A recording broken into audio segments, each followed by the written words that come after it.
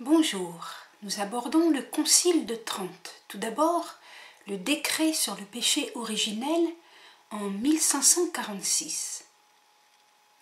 Premièrement, rappelons le parcours biblique, rappelons ce que la Bible enseigne. Dans sa signification première, le récit de la Genèse, Genèse 2 et 3, n'évoque pas d'abord le péché originel, mais c'est plutôt le reflet de l'histoire du peuple hébreu, une histoire d'alliance, de péché et de pardon.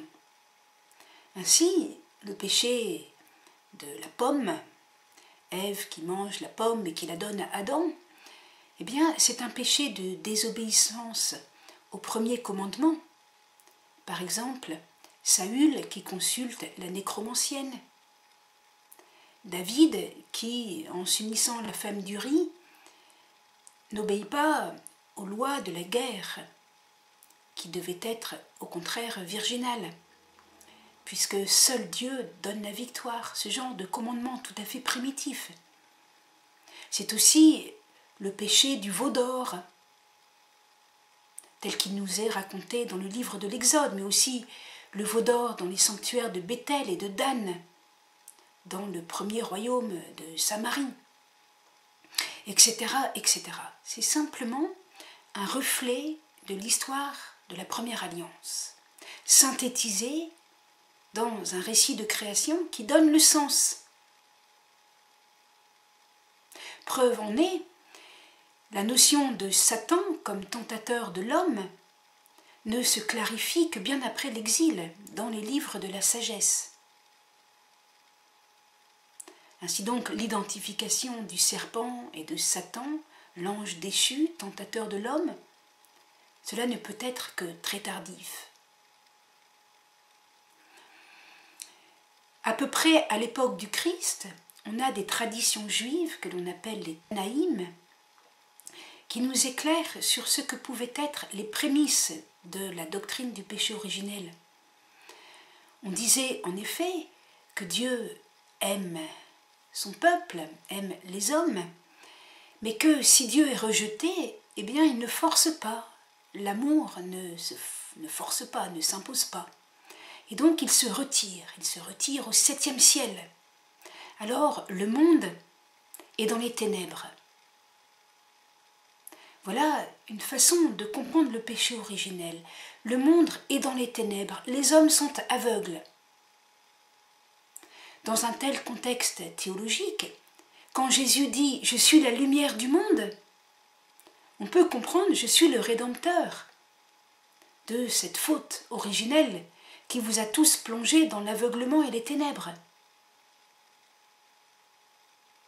D'ailleurs, il ne faut pas seulement lire l'évangile de Saint Jean, où Jésus dit « Je suis la lumière du monde ». On peut lire aussi les synoptiques, Matthieu par exemple, dans le Sermon sur la montagne, Matthieu 5, 6, 7. On voit bien que lorsque Jésus parle de l'amour des ennemis, de ne pas injurier, de la monogamie, de la fidélité dans le mariage, Matthieu 19, eh bien, il révèle quelle était la nature humaine telle que le projet créateur l'avait voulu. Autrement dit, avant le péché originel. Et donc, Jésus révèle l'existence du péché originel comme dans un rétroviseur. Il montre ce que l'homme est dans sa nature profonde, belle, splendide. Et par contraste, il montre la nature déchue du péché originel. C'est encore beaucoup plus clair dans la passion et la résurrection. La passion du Christ, c'est la condamnation à mort, et une mort infamante, de celui qui est fils de Dieu. Mon Père et moi sommes un.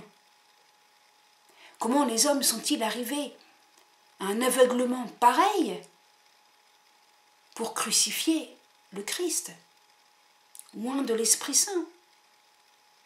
Il fallait bien qu'il y ait une cassure profonde. Le péché originel. Plus encore la résurrection. La résurrection nous montre un homme glorieux,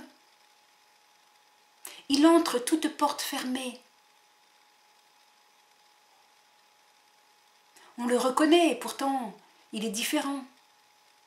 Est-ce que ce n'est pas là aussi la manifestation de la nature humaine avant la chute? Voyez-vous donc que la doctrine du péché originel ne peut mûrir et ne devenir véritablement claire qu'après Jésus, qu'après sa vie publique, sa passion, sa résurrection. Et en effet, le Concile de Trente s'appuie pour parler du péché originel, non pas sur Genèse 2 et 3, mais sur l'épître de saint Paul aux Romains, surtout le chapitre 5. Que nous dit saint Paul dans l'épître aux Romains? Eh bien, il nous dit, par un seul homme, le péché est entré dans le monde, et par le péché, la mort, et qu'ainsi la mort a passé en tous les hommes, du fait que tous ont péché. Romains 5, verset 12. Mais aussi au verset 14, il nous dit que la mort concerne aussi ceux qui n'ont pas commis un péché semblable à celui d'Adam, donc même les innocents. Il y a donc un état déchu de la nature humaine. C'est cela que va expliquer le Concile de Trente, mais cela avait déjà été dit bien avant, au deuxième Concile d'Orange, au VIe siècle. Et à l'époque, on s'appuyait déjà sur ces versets de saint Paul pour parler d'un état déchu. Le péché originel, ce n'est pas une faute que moi j'ai faite. Ce n'est pas un péché que je fais personnellement. C'est un état de ma nature humaine que je partage avec tous les hommes. C'est un état de la nature déchue. Voilà. Eh bien, cette idée d'état déchu, c'est déjà le deuxième concile d'Orange au VIe siècle, et c'est repris par le concile de Trente. Et ça s'appuie sur saint Paul, de même que l'idée de mort de l'âme, le péché comme mort de l'âme. L'idée aussi que le péché originel est venu par un seul. Ben voilà, les premiers hommes, Adam et Ève. Donc tout cela, ce n'est pas le concile de Trente qui l'invente, c'est l'épître aux Romains, ensuite le deuxième concile d'Orange, et puis le concile de Trente qui le rappelle et le précise. Que dit encore saint Paul? Il faut bien comprendre saint Paul, il a reçu sa mission sur le chemin de Damas, et rappelez-vous, sa vocation, il le dit dans Actes chapitre 26 verset 18, « Le Christ ressuscité m'a envoyé vers les nations païennes, j'ouvre les guillemets, pour leur ouvrir les yeux afin qu'elles reviennent des ténèbres à la lumière et de l'empire de Satan à Dieu, et qu'elles obtiennent par la foi en Jésus la rémission de leurs péchés et une part d'héritage avec les sanctifiés. » Voilà. Donc la justification comme délivrance de l'emprise de Satan. On a déjà tout cela dans le Nouveau Testament. Le Concile de Trente va simplement rassembler les choses. Mais tout est dans saint Paul quasiment. Alors le salut, eh bien Romains 5 verset 15, « Si par la faute d'un seul la multitude est morte, combien plus par la grâce de Dieu le don conféré par la grâce d'un seul homme, Jésus-Christ, se sont-ils répandus à profusion sur la multitude. » Cette grâce advient par le baptême, dans la mort et la résurrection du Christ. Romains chapitre 6. Voilà donc, nous avons vu les fondements bibliques, nous sommes prêts pour entrer dans le texte même du Concile de Trente. Voilà, nous avons vu les fondements bibliques de la doctrine du péché originel, nous avons vu que ces fondements sont surtout la lettre de saint Paul aux Romains chapitre 5, cela n'empêche pas une relecture chrétienne de Genèse chapitre 2 et 3, et donc aussi dans les tableaux chrétiens, on va représenter le péché originel avec Adam et Ève au pied de l'arbre de la tentation avec le serpent et la pomme. On a tout à fait le droit de faire une telle relecture chrétienne, et le catéchisme récent de l'Église catholique ne s'en prive pas. Il nous explique, eh bien, Adam et Ève firent un péché de défiance et de désobéissance envers Dieu.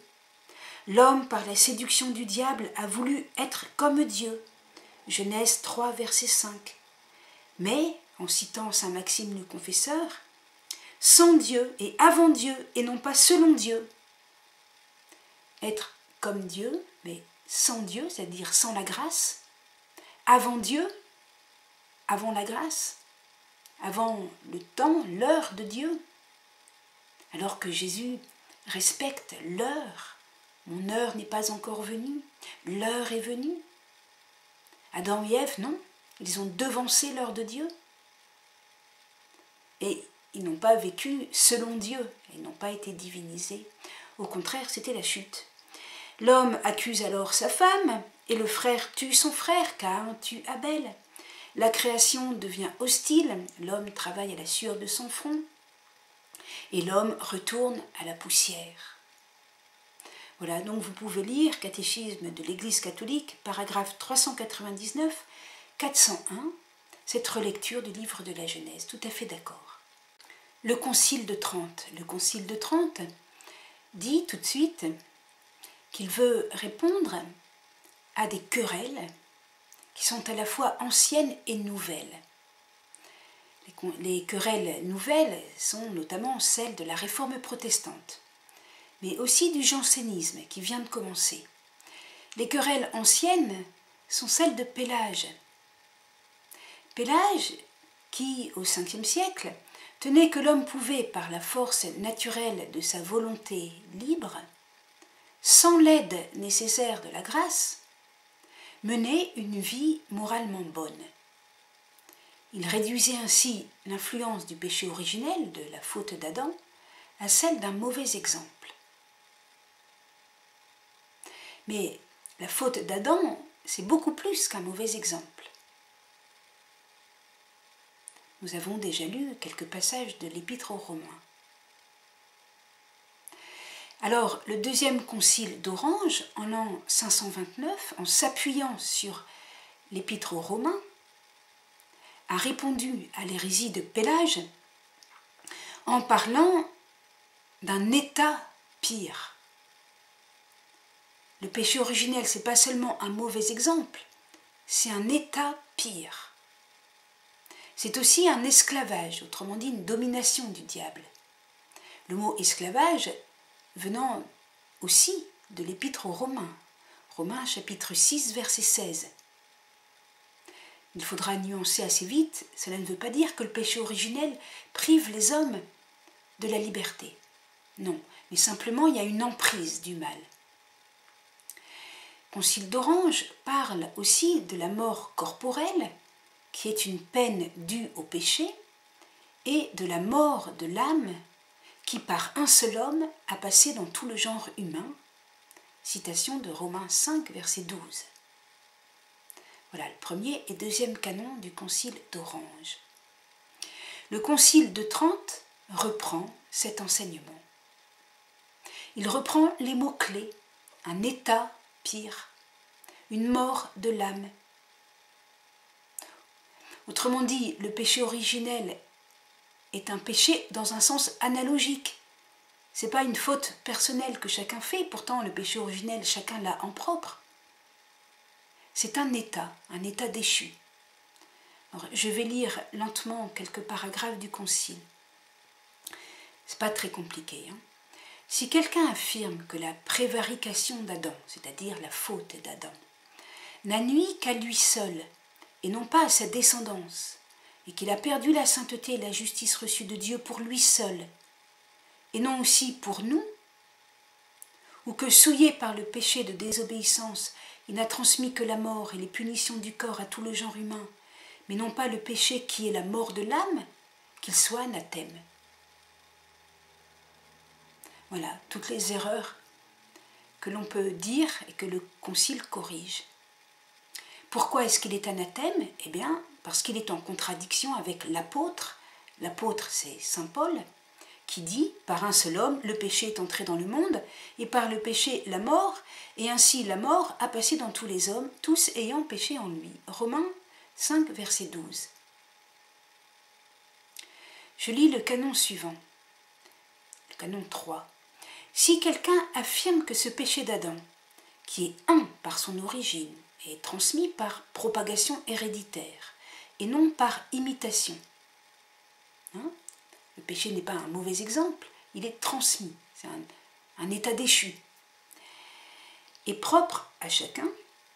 Alors, je relis la phrase. Si quelqu'un affirme que ce péché, qui est un par origine, est transmis par propagation héréditaire et non par imitation et propre à chacun, est enlevé par les forces de la nature humaine ou par un autre remède que le mérite de l'unique médiateur, notre Seigneur Jésus-Christ, qui nous a réconciliés avec Dieu dans son sang, qu'il soit anathème. On ne peut pas enlever le péché originel par notre bonne volonté. On ne peut pas enlever l'état déchu par nous-mêmes. Pélage se trompait, mais cette erreur existe au long des siècles. Il y a toujours des gens qui disent « je peux me sauver par mes propres efforts », notamment tous les gnostiques de tous les siècles. Qu'est-ce que la gnose? C'est l'idée que je suis Dieu, Dieu est ma nature cachée, et donc je suis mon propre sauveur. Il suffit que j'ai la bonne connaissance. Je n'ai pas besoin du Christ, unique médiateur. Mais je peux m'aider de plusieurs demiurges et de plusieurs sauveurs et de plusieurs figures. L'idée de se sauver sans le Christ, c'est une idée fausse. C'est une idée contraire à la doctrine du péché originel que je viens de vous expliquer.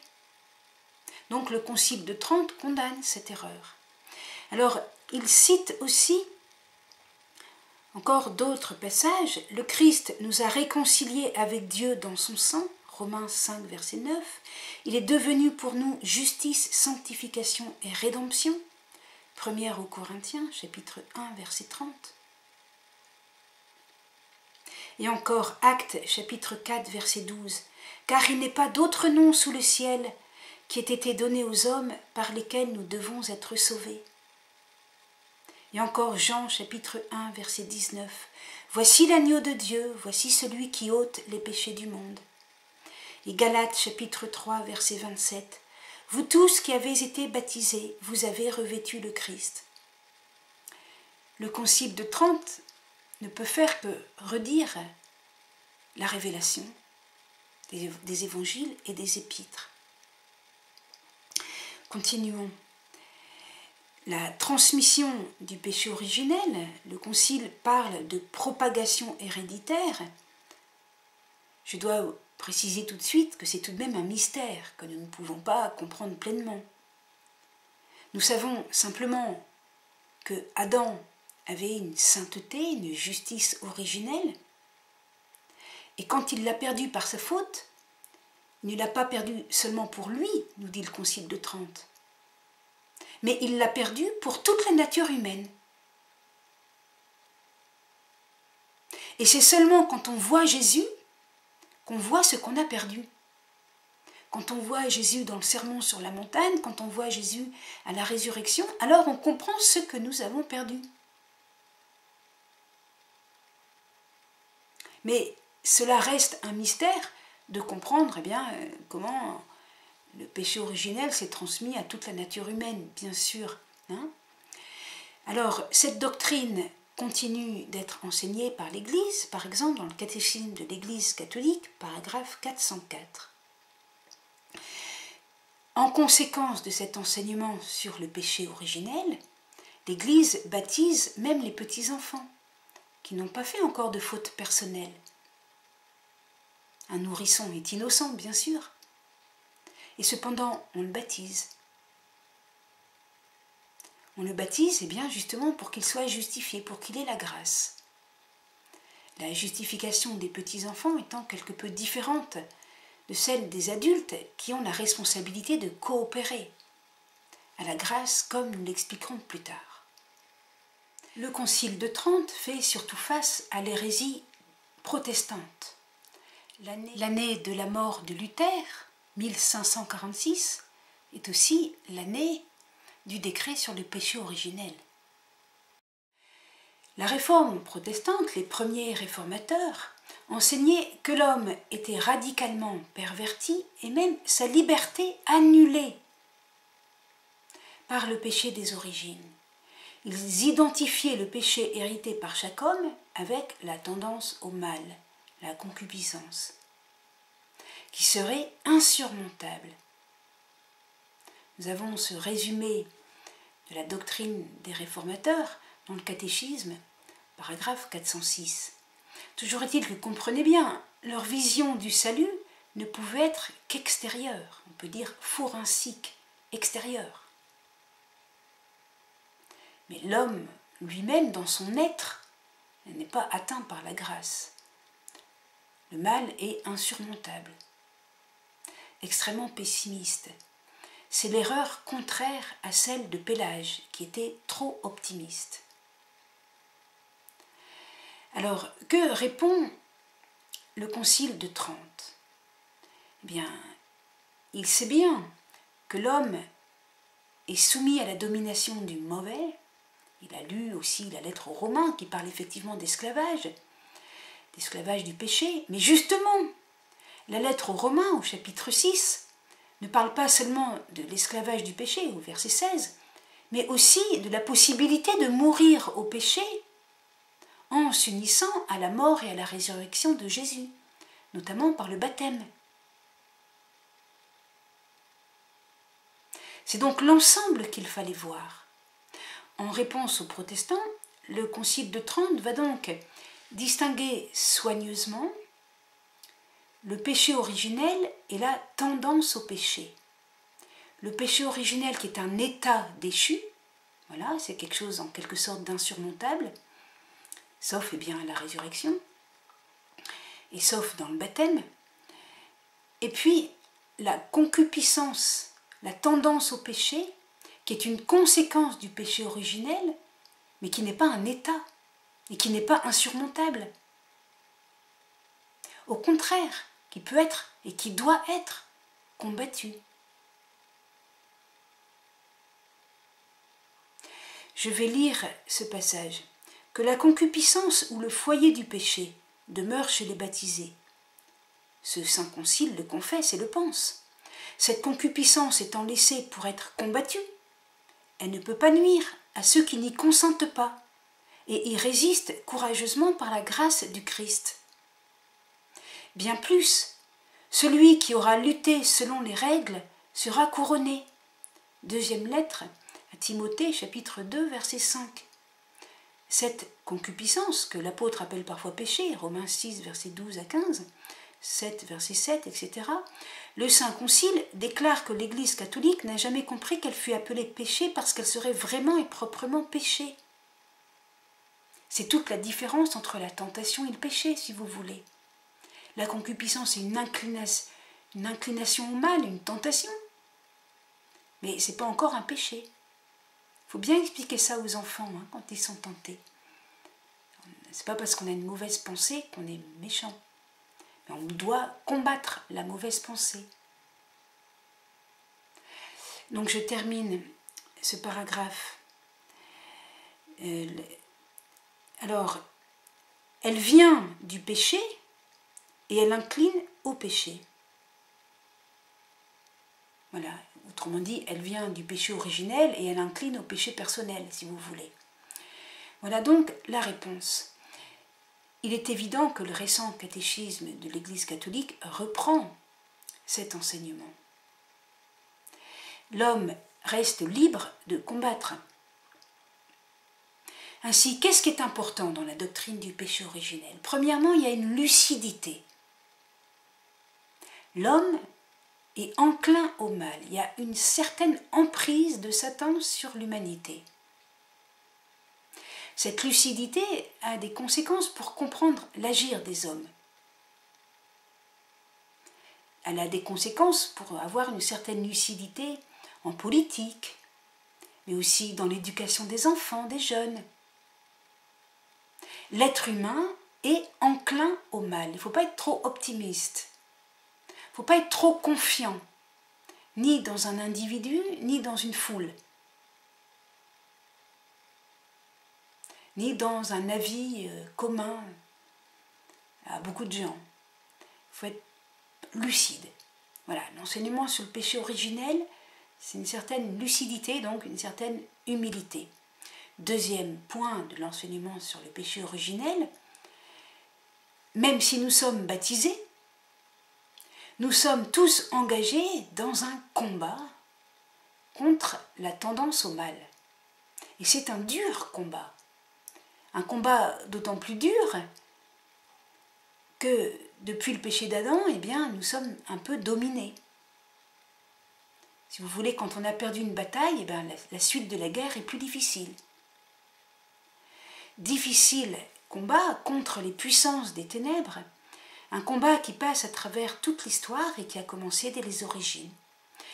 Et le Seigneur nous l'a dit, qui va durer jusqu'au dernier jour. Il n'y aura pas une période juste avant la fin du monde où il n'y aura pas ce combat à vivre. Non, non, non. Chacun de nous va vivre ce combat jusqu'à sa mort, et l'humanité va vivre ce combat jusqu'à la fin du monde. Même si il peut y avoir des périodes pires, je ne sais pas, les années de l'Antichrist seront certainement pires, et les années après la chute de l'Antichrist et la chute de Babylone dont nous parle l'Apocalypse seront certainement très apaisées. Mais tous les hommes de toutes les générations auront à lutter contre le mal et contre les tentations donc sataniques, avec de grands efforts, mais avec la grâce de Dieu. Ainsi l'homme parvient à réaliser son unité intérieure. Alors, le Concile de Trente, dans son décret sur le péché originel, termine par nous parler de Marie. Ah, Marie. Que nous dit le Concile? C'est très court. Cependant, ce même Saint Concile déclare qu'il n'est pas dans son intention de comprendre dans ce décret, où il est traité du péché originel, la bienheureuse et immaculée Vierge Marie, Mère de Dieu, mais que l'on doit observer les constitutions du pape Sixte IV, d'heureuse mémoire, sous la menace des peines qui y sont contenues, et il les renouvelle. Voilà, autrement dit, est en pleine maturation le dogme de l'Immaculée Conception, qui ne sera cependant promulgué qu'en 1854. Voilà. Marie, elle est une source d'espérance dans le combat contre le mal, parce qu'elle est immaculée. Elle est une source d'espérance. Aussi, on aime être proche d'elle. Plus on se rapproche de Marie, qui est pleine de grâce, et plus, en quelque sorte, on bénéficie de sa grâce.